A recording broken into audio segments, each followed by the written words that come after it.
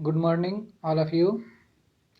मैं Ram Mohan Rai, assistant professor, Chanakya college of education Bettiah.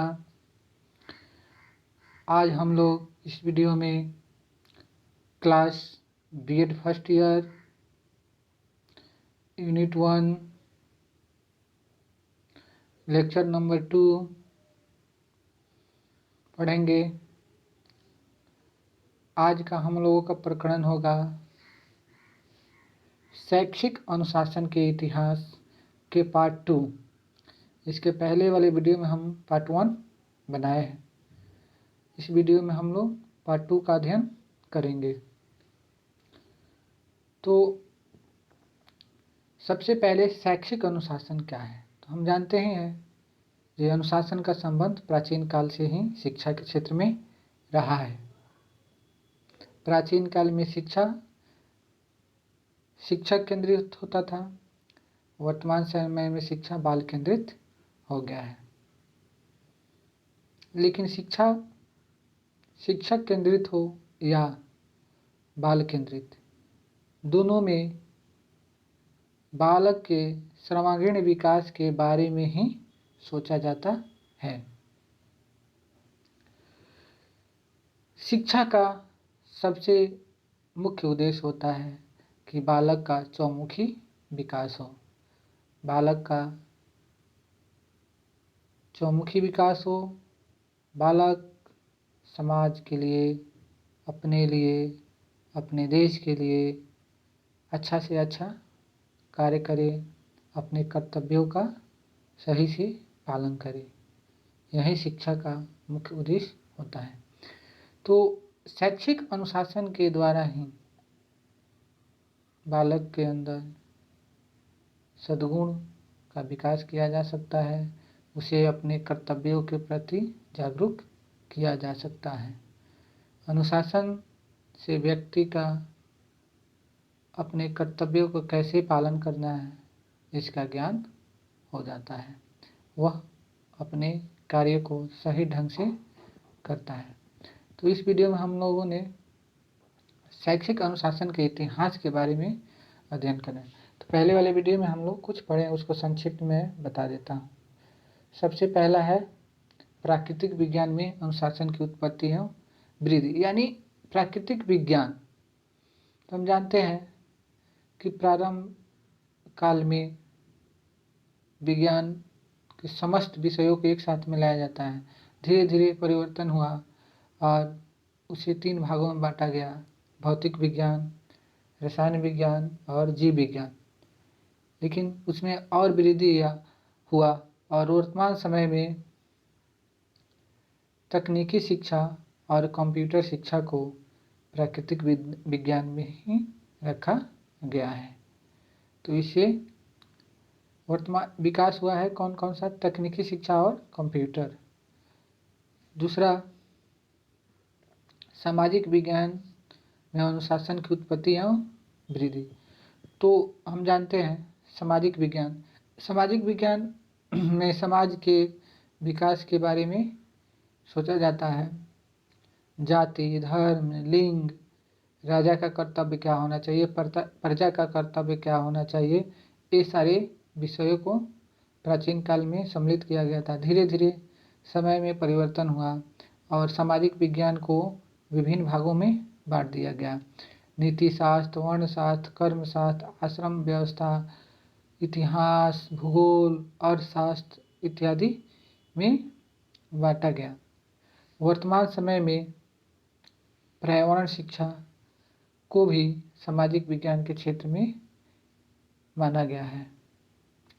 और सामाजिक विज्ञान का मुख्य उद्देश्य होता है कि बालक के अंदर सामाजिक गुण का विकास हो, वह अपने समाज का कल्याण करे, समाज में किसी भी प्रकार की समस्या का वह आसानी से समाधान कर सके। तो सामाजिक विज्ञान का मुख्य उद्देश्य यही है कि वह अपने समाज का विकास करे। दूसरा, नेक्स्ट है आपको तीसरा पॉइंट,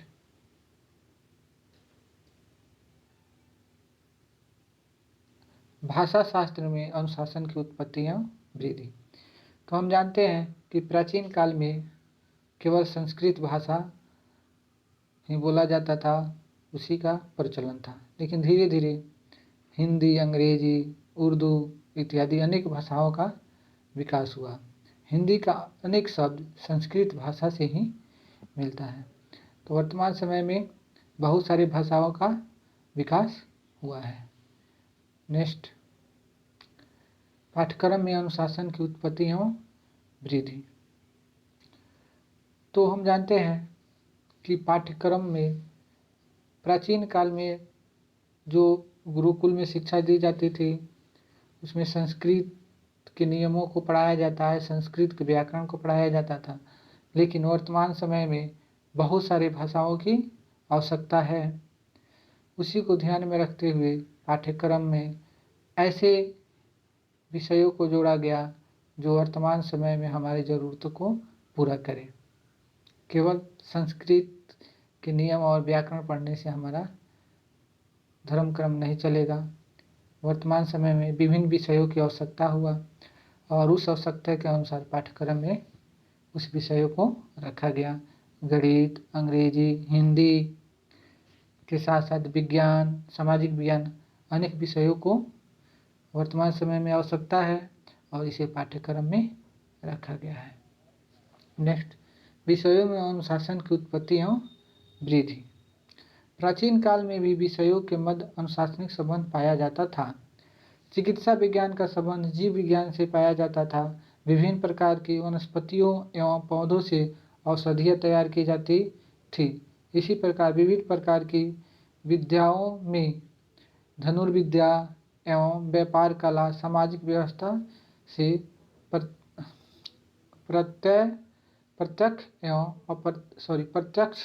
अप्रत्यक्ष रूप से संबंधित होती थी। वर्तमान समय में प्रत्येक विषय में भी अनुशासनिक रूप से देखने को मिला है। पहले जो था चिकित्सा, अलग अलग विषयों को अलग अलग ज़रूरतों के अनुसार रखा जाता है। वर्तमान समय में भी हमें जिन जिन चीज़ों की आवश्यकता है उसके अनुसार विषयों को बांट दिया गया है। नेक्स्ट पॉइंट है शिक्षण विधियों में अनुशासन की उत्पत्ति एवं वृद्धि। शिक्षण ये भी एक महत्वपूर्ण स्थान है। शिक्षण विधियों में भी प्राचीन काल में अनुशासन व्यवस्था देखी जा सकती है। शिक्षक एवं छात्र के मध्य गुरुकुलों में व्यापक संप्रेषण प्रक्रिया प्रारंभ होती थी। प्रत्येक शिक्षण विधि में शिक्षक को आदर्श रूप में स्वीकार किया जाता था। प्रत्येक शिक्षक विधि में अधिगम स्तर को उच्च बनाने का उद्देश्य था। गुरुकुल की गतिविधियों शिक्षण अधिगम प्रक्रिया का एक अंग होती थी। वर्तमान समय में भी इस व्यवस्था में सुधार हुआ है तथा शिक्षक के स्थान पर छात्र को अधिक महत्व दिया जाने लगा है। यानी कहने का तात्पर्य है कि प्राचीन काल में शिक्षक का स्थान प्रथम होता था। शिक्षक जो कहते थे वहीं छात्र करते थे। शिक्षक का स्थान मुख्य होता था और शिक्षक के अनुशासन के अनुसार ही छात्र शिक्षा ग्रहण करते थे। लेकिन समय में परिवर्तन हुआ। वर्तमान समय में शिक्षक के स्थान पर बालक का स्थान महत्वपूर्ण हो गया है और बालक के मानसिक स्थिति को देखते हुए शिक्षा दिया जाता है। ये जरूरी भी है कि बालक को जिस सब्जेक्ट में रुचि हो, जिस क्षेत्र में जाना चाहे, उसी के अनुसार उसे शिक्षा दी जाती है और उसे बाल केंद्रित शिक्षा की व्यवस्था भी किया गया है। नेक्स्ट, शिक्षण अधिगम में अनुशासन की उत्पत्ति एवं वृद्धि। शिक्षण अधिगम में अनुशासन की उत्पत्ति एवं वृद्धि। शिक्षण अधिगम प्रक्रिया में प्राचीन काल में एक अनुशासनिक व्यवस्था होती थी। जैसे एक गुरु अपने शिष्यों को ज्ञान प्रदान करने से पूर्व उनकी रुचि एवं योग्यता स्तर को ज्ञात करता था। इसके उपरांत ज्ञान प्रदान करता था। ज्ञान प्रदान करने की प्रक्रिया में सरल से कठिन तथा सामान्य से विशिष्ट की ओर क्रम रखा जाता था। ज्ञान प्राप्त करने से पूर्व गुरु द्वारा एक वातावरण तैयार किया जाता था। इस प्रकार संपूर्ण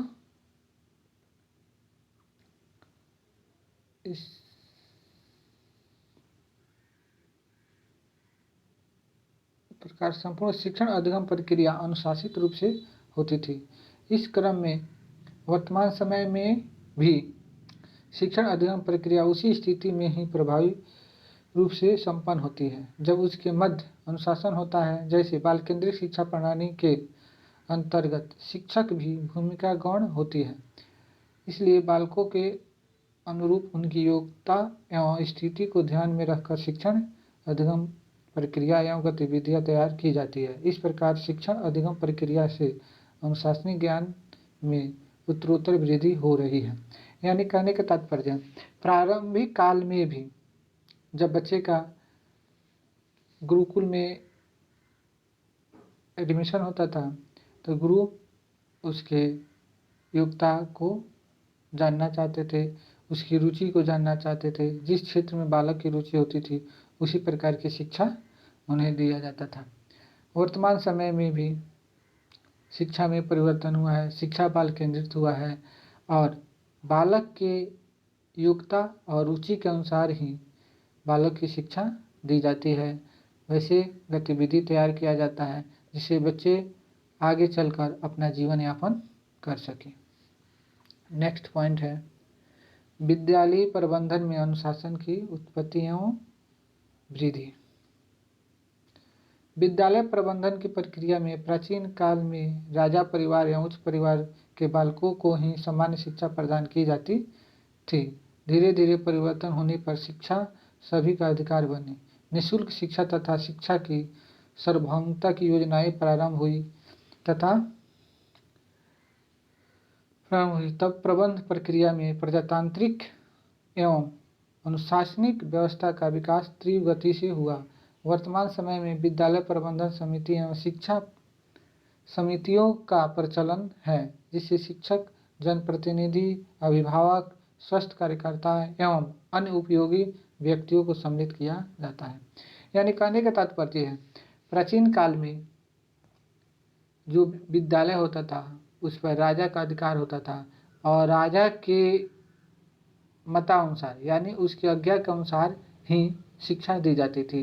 उस समय अधिकतर राज परिवार के बच्चे को ही शिक्षा मिलती थी या राज परिवार से जिसका संबंध था उसी को शिक्षा मिलती थी। लेकिन धीरे धीरे समय में परिवर्तन हुआ और शिक्षा सबके लिए प्रारंभ हो गया और शिक्षा निःशुल्क हो गया और वर्तमान समय में शिक्षा विद्यालय प्रबंधन में अनेक व्यक्तियों का स्थान हो गया, जिसमें शिक्षक, जनप्रतिनिधि, अभिभावक, स्वास्थ्य कार्यकर्ता एवं अन्य उपयोगी व्यक्तियों का शिक्षा प्रबंधन में अधिकार हो गया। सबका अधिकार है कि सबको शिक्षा मिले।